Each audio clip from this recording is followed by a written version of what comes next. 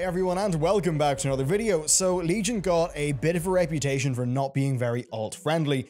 Blizzard did do a good job of fighting that off with 7.1.5, but holy shit, patch 7.2 makes it crazy easy in comparison. With the Tomb of Sargeras raid coming out probably in June, now really is the time to get going with any fresh characters that you might be interested in. So, I was sitting on a 829 warrior that had a slash played of about 3.5 hours, though most of that was filming B-roll for the Twink leveling video that I did a while back. I wanted to see how long it would take to get this guy ready to do some more sort of proper content. Now, the first thing to worry about is knowledge. So in 7.1.5, you could get to 5 levels under your main character instantly, but would have to do work orders to get the rest. That's no longer the case. First just get to rank 20 with the compendium from your main. So yeah, use your compendium, and then you'll see that the Artifact Researcher NPC has quests that give you research notes instantly at a cost of 500 order hole resources each. So 2,500 resources later, you'll be Artifact Knowledge 25, but do not do anything yet that rewards AP. The next thing to do is to do the Broken Shore introduction scenario and all that initial content. There's a breadcrumb quest which will be given to you when you first log in, or I believe you'll be able to find it in the adventure journal.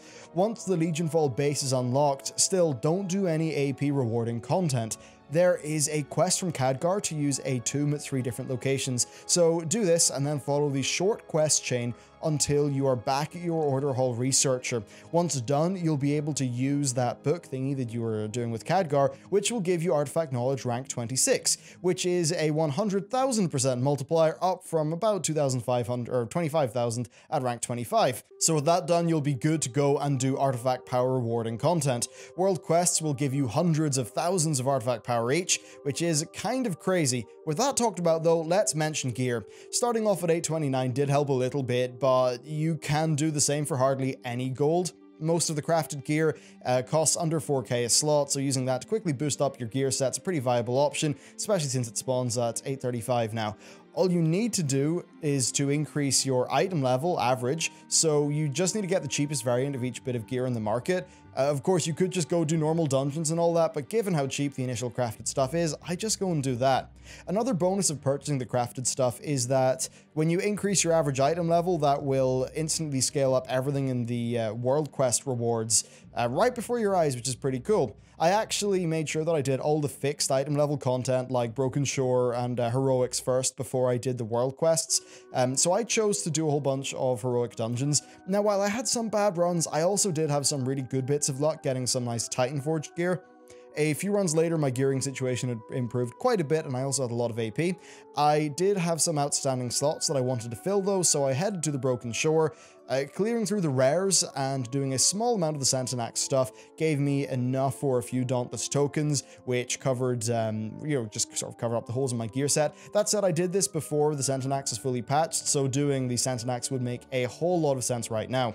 Anyway, so I still needed a relic, so I did the quest from Khadgar to clear the Cathedral of Eternal Light dungeon. I looked out kind of, it's Warforged from 860 to 870, which is quite nice. All of this gear meant that the world content had then scaled up to being mostly 855 and 865. I also found that the dungeon world quest was always 865, so knocking that out in heroic mode was quite handy indeed.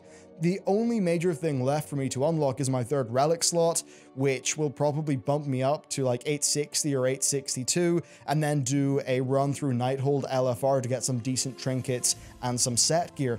Past that, it's all just gearing past the normal methods that we're used to, like Mythics and Mythic Plus. A character basically going from 0 to being really pretty good and ready to properly embark on the journey within one evening of gameplay. Now, the Order Hall mission table stuff that would have had us waiting for the campaign, that's all been slashed to about an hour or 2 each rather than a day or 2 each, which will really make that area of catch-up a lot faster.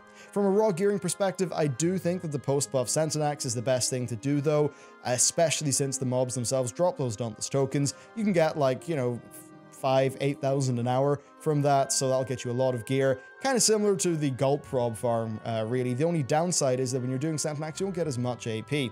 And then whenever the Legion invasions come out on the 4th of April, be sure to do those. So what about artifact power? Well, doing 3 emissary caches and all of those dungeons got me enough AP to get my weapon to rank 35 and to do all of the new empowerment stuff.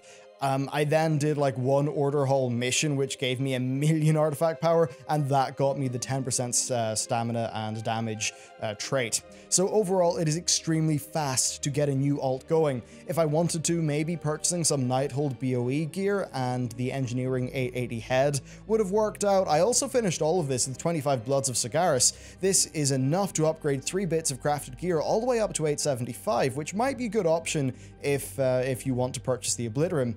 If you would like to get your new alt looking fancy, then you can check out my quick video on getting Legion sort of endgame transmog sets easily via PvP, and the Marks of Honor way of doing it is brilliant for a fresh alt.